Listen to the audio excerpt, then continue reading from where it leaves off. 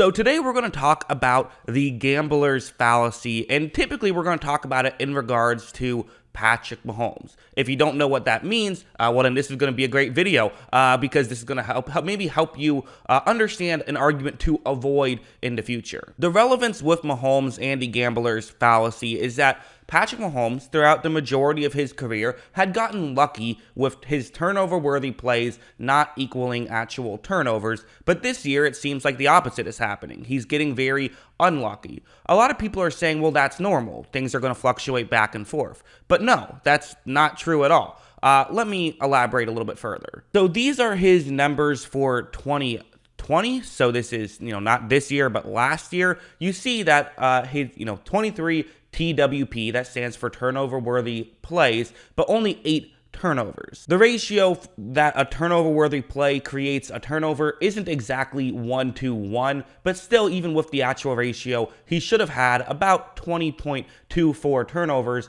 Instead, he only ends up with 8. That's highly lucky. Now, this season, it's gone the other way, right? He's only had 12 turnover-worthy plays, which is about the same pace he's been on last year, but he has 15 turnovers. So he should only have about 10.56. Instead, he has 15. That's, nearly 5 extra turnovers, 4.5 extra turnovers. So a lot of people think, well, yeah, this is normal. You're going to fluctuate. And that is true. Game to game or even season to season, you will have a year where you get very lucky and then a year where you get very unlucky. So there being some, differences in luck in the scheme of things, like, yeah, that's something that does happen. That's not too surprising. What isn't a fair point is to say, well, since he got so lucky for the first 3 years of his career, he's probably going to continue to get unlucky in the future. The reality is, the normal expectation should be that he is going to have even luck from here on out, that he isn't going to get lucky or unlucky, even though throughout the majority of his career, he's been highly lucky. And I see some people saying he's reverted to the mean, but no, he's gone way past the mean. A good way to think about this might be, let's say you're flipping a coin, right? And you're going to flip the coin 100 times. That you've already decided ahead of time that that's what you're going to do. And when you flip the coin, it's either going to land on heads or tails. So you expect to get 50 headses when you flip the coin 100 times. However, there is some randomness and some variance in that, especially with, 50 or 100 is not a huge sample size. So let's say when you flip the coin 10 times, it lands on heads all 10 times. That's a wildly lucky thing to happen. But now that you're at this point, what do you do? Do you still say, okay, well, it'll probably end up landing on heads a total of 50 times?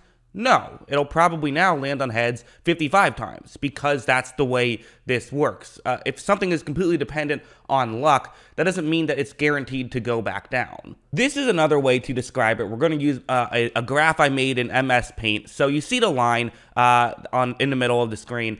The way to view this is that let's just say if you're above the line, you've been lucky. If you're below the line, you've been lucky. Forget even what we're even talking about. Just lucky is above the line, unlucky is below the line. Well, you don't expect it to just be on the line the entire time, right? You expect the average to even out to being on this line the entire time, but you probably expect something like this. It starts off lucky, then goes to unlucky, then is lucky, then is unlucky, back to the middle, ends up being around the middle the whole time, but it goes up and down. That would be a normal expectation to expect given any situation completely derived of luck. However, now let's say you're at this point, right? So kind of similar to the last one, but instead of it going up and down and up and down, at this point, it's been incredibly lucky. You've had no even luck this entire time, so that's nice. But now what do you expect for the rest of this chart? A lot of people would say something like this. You're going to have insane bad luck throughout this point because you've gotten way too lucky and that's due to go down. But that actually is not true whatsoever. This is what you should realistically expect. Yes, this means that you've been incredibly lucky throughout this whole chart, but that's because you were very lucky for the first 3 quarters of the chart. So even with even luck down the stretch, you're going to end up being very lucky. Yes, if you've been very lucky for a certain portion of whatever, you're more likely to be very lucky throughout the rest of it. So yeah, I just wanted to, set those expectations and kind of help people understand a little bit better, because I do see this fallacy getting thrown around a lot when it comes to Mahomes, and it just isn't how things work. The reasonable expectation for Mahomes is not that he's going to continue to be unlucky throughout the rest of his career. No, that's not reasonable whatsoever. If he continues on this pace of turnover-worthy plays that he's been on for most of his career, a reasonable expectation is he'll have 10 more turnovers this season, which is definitely on the high side, but not quite as high as you would expect. You know, he currently has 15 turnovers, so that would be a little bit more. And there's an extra game, so probably closer to 11 turnovers throughout the rest of the season. That's what I would predict, and I think that would be a much more fair prediction than saying he'll have 30 turnovers. Still way too many turnovers, but, you know, it's a lot closer to what he actually deserves. So, yeah, that's what I think. What do you guys think? Let me know in the comments below. I hope you guys enjoyed this more of a unique video.